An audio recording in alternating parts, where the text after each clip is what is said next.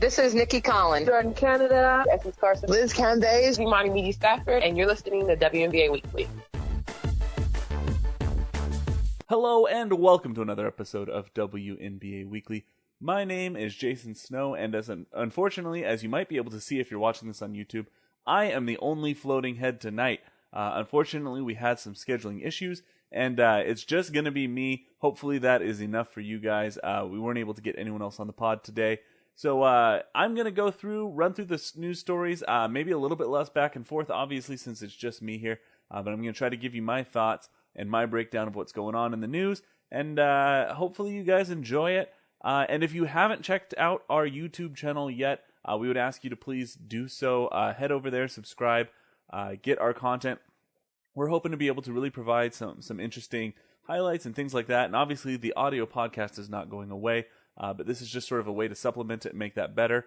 And in conjunction with that, if you have any ideas as to how we could use this platform, please feel free to let us know. We would be interested in hearing what you guys think. But with that, it's time to start talking some basketball news. We're just weeks away from the beginning of the preseason. We're only about a week away from the beginning of training camps and all of that stuff going on. So things are happening, and they're happening quickly right now. And the first one... kind of surprise news. I didn't hear any real rumblings about it before it broke. And that is that Diana Taurasi is going to be out for the next 10 to 12 weeks. She had a disc protrusion. Obviously was feeling some pain and probably some limited mobility because of that. So Jim Pittman, the general manager of the Phoenix Mercury, put this out saying, Diana began experiencing symptoms during off-season workouts, notified us, and in conjunction with our medical staff determined the right course of action. We have confidence that this procedure will not only get her back on the court, but ensure that she can get back to chasing around her toddler son Leo as well. So, obviously, from everyone here at WNBA Weekly, we wish Diana Taurasi the best of luck with her surgery, that everything goes well, and then obviously a speedy recovery as well. And this kind of leads into what I think is a bigger storyline that we see developing with this season. And that bigger storyline is that key players, big names, all-star players in the WNBA are not coming back this year for various reasons, from injury to personal choice. It's all adding up to the fact that we're losing a lot of great people. So Diana Taurasi, given the 10 to 12 week time frame, we're looking at probably middle of July before we see her back on the court. Who knows how long before we see her back at full force, at full 100% playing capacity. Breanna Stewart out this season with an ankle injury. Maya Moore out this season for personal choices that we totally support, but still out this season. Angel McCoughtry, don't really know her status as of now. She hurt her knee, her ACL, I believe it was torn at the end of last season during the playoffs, and that will probably carry over into this season, either limiting her play or keeping her not at 100%. Skylar Diggins-Smith is having a child. Excited for her, but at the same time, gonna miss her, if not for the whole season, at least for a good chunk of the season. Also, Liz Cambage. We know that she didn't come back at Tulsa when she wasn't happy. She's not happy in Dallas. If this trade to Los Angeles doesn't work out somehow, does she come back? We don't know. That could be up to 6 All-Stars not coming back this year. It's an interesting story to keep an eye on, especially as the WNBA is making strides. They got this television deal with CBS Sports. It could be a really great year for the WNBA, and it would be tragic if that was cut short and if that was undercut by not having the elite talent on the court. And that's what we're seeing, is a lot of our elite talent from last year is not coming back. So we'll keep an eye on that. Anyone else that's missing, we'll make sure to let you guys know about and let you know the impact that might have. And this news in particular is bad news for Phoenix. Phoenix was a team that looked primed to try to come back and compete for a national championship. Obviously, they were so close last time. If you remember, they were pretty much Sue Bird's miraculous fourth quarter away from competing for the national championship and having a real shot at winning it, holding up the national title. And instead, they got sent home. They had to work on things. But now they're going to come back without Diana Taurasi, a huge not only talent on the field for them, but also a huge emotional leader on that team, and one of their veterans. Big loss for them, and so we'll see how they cope with it, see how they work around it. Obviously, Sandy Brondello, this isn't her first time dealing with injuries and stuff like that, so we'll see how she copes. We'll see what they put together on the court. Hopefully, they're able to recover from this and have a good season until they're able to get Diana Taurasi back on the court. Other basketball news, Shanae Ogwumike is headed to Los Angeles. She is joining her sister, Nneka Ogwumike, out with the LA Sparks. This is going to be interesting. The trade was made in exchange for the first-round draft pick of the 2020 draft going from Los Angeles to Connecticut. So Connecticut looking at maybe rebuilding next year, bringing in 2 first-round draft picks, whereas LA wants to win now. And they want to do it with the sisters. This is an interesting story. LA loves stories. That's part of the whole LA vibe. They like the stories. They like the human interest piece. They like the celebrity aspect. But at the same time, they're both great basketball players. You put that around Candace Parker. You bring in Kalani Brown, a big. Maybe you throw in Alana Beard or Chelsea Gray. I mean, you've got a fabulous starting 5 potential there, assuming Kalani Brown's able to get to speed fast enough. And this looks like an LA team that really wants to compete. And obviously, there's still kind of the Cam Beige talk in the background. So we're not really sure if Liz Cambage is going to make it. Do they still have cap space left? Would they have to give up one of these core players in order to get Liz Cambage? You got to think Brian Agler's not just going to trade her for nothing. But that might be what he ends up doing if she walks away and doesn't play. He might have traded her for nothing. So it'll be interesting to see what they do. It'll be interesting to see what decisions Liz Cambage makes going into this coming season. But that's kind of the basketball news that we had this week. There are a few things that happened peripherally with negotiation talk and media coverage. Just want to hit them real fast. One of them is the NBA PR's tweet. Now, this tweet didn't go out massively. Not a lot of people saw the original tweet, and that's because NBA PR's account is locked. It only goes out to the people that they want it to go out to. And with that being the case, most people did not see on their timeline this tweet. Luckily, there were a lot of good WNBA accounts that started reposting it and retweeting it and pushing it out there, quoting it and putting it out there so that people could see this and could respond to it. Because what they're doing is intentional. It's not inaccurate, but it's deceptive and super, super slimy, to say the very least. So here's the tweet. NBA PR said there has recently been inaccurate information reported in the media regarding WNBA pay. In accordance with the CBA, the average compensation for WNBA players last season was $116,000. The top paid players' compensation was more than $187,000. Now, I assume that this is accurate.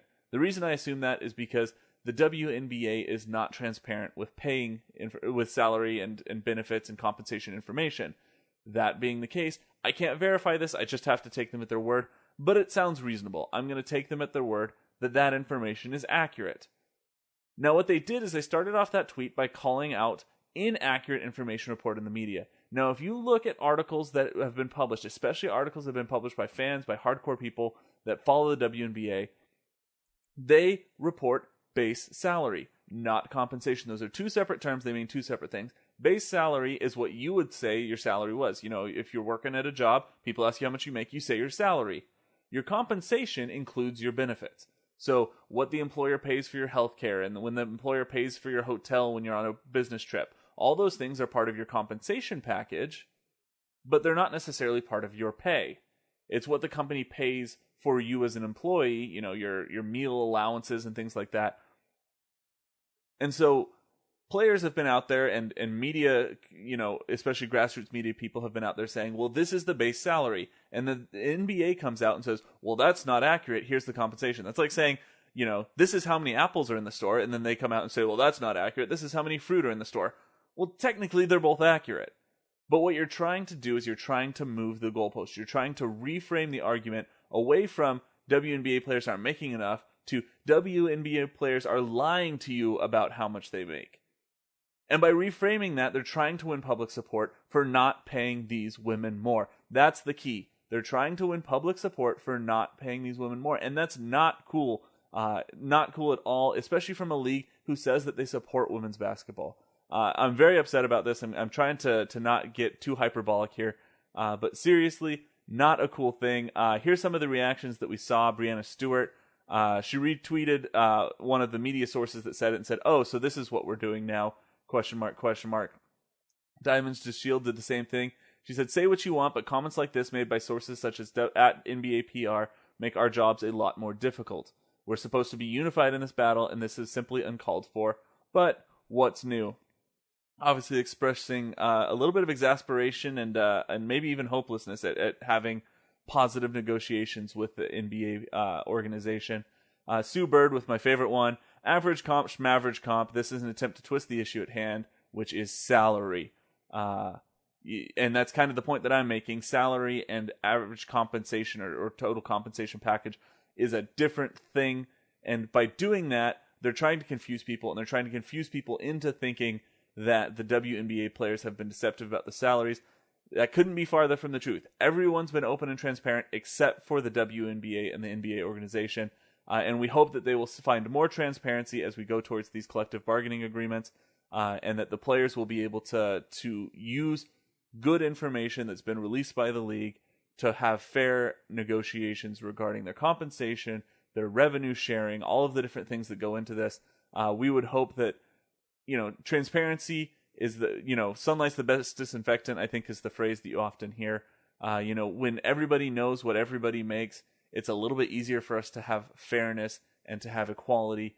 When we're trying to veil things and we're trying to spread misinformation, it's going to go poorly. So I hope that the NBA realizes this and withdraws this comment and kind of cools the water. But if not, you can see these salary negotiations might not be super peaceful. So it'll be interesting to see what happens in the coming time as we get closer to CBA negotiations.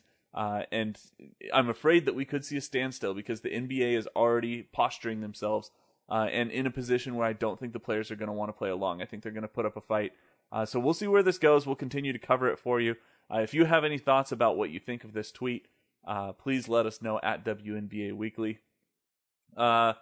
Remaining stories. Really, the only remaining story I have is just a quick announcement. If you didn't see it already, Penny Taylor was named the assistant coach of the Phoenix Mercury, so she'll be on the bench.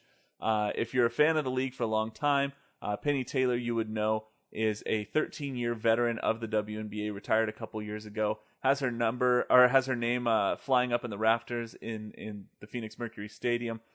So obviously, congratulations to her. It's a big promotion.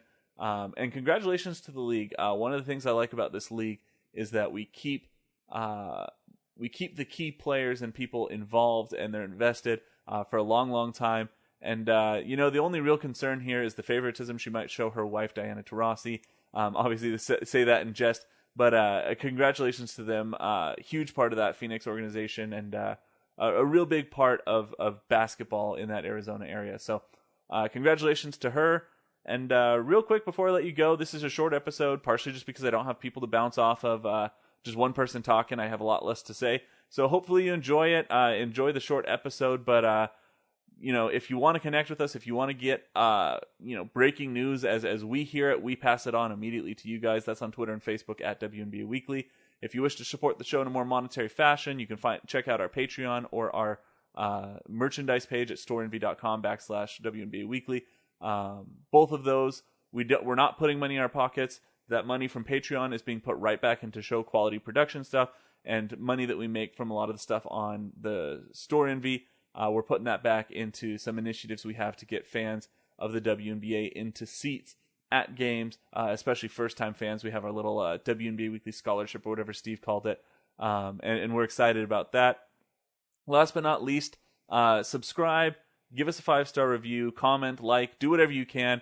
If you're on YouTube, or even if you're not on YouTube, if you're listening to the podcast, we'd encourage you to check out our YouTube, see what we're doing with the video aspect of our show, and give us a subscribe and a comment and a like there as well. So without any further ado, my name is Jason Snow, and we've got you next time.